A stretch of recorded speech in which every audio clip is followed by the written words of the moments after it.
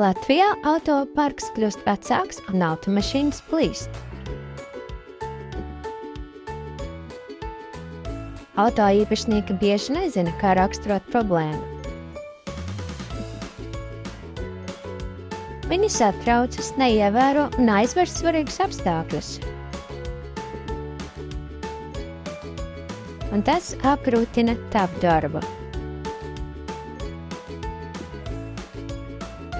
Tāpēc mēs veidojam On Wheels, vienkāršu veidu, kā autovadītāji var fiksēt autoķibeles.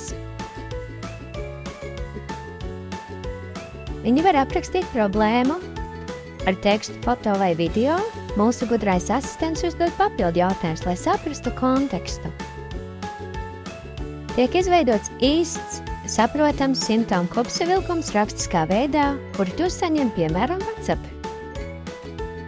Ja šis klients pierakstās servisā, tu saņem šo pārskatu pirms viņš atbrauc. Tu redzi, kas notiek ar auto, cik bieži un kas jau ticis labots iepriekš. Mazāk zvanu, mazāk minējumu, mazāk pārjautāšanas. Saņem, diagnosticē un salabo.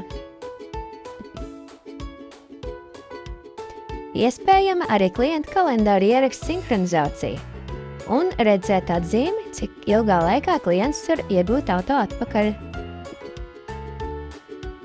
Bet mēs vēl pilnveidojam šo rīku un gribam dzirdēt tieši tavu viedokli. Zem šī video īsa anketa, kur lūdzam atzīmēt, kas būtu noderīgs un kas liekas. Mēs netaisim kārtējo sistēmu, kas tev jāapkalpo.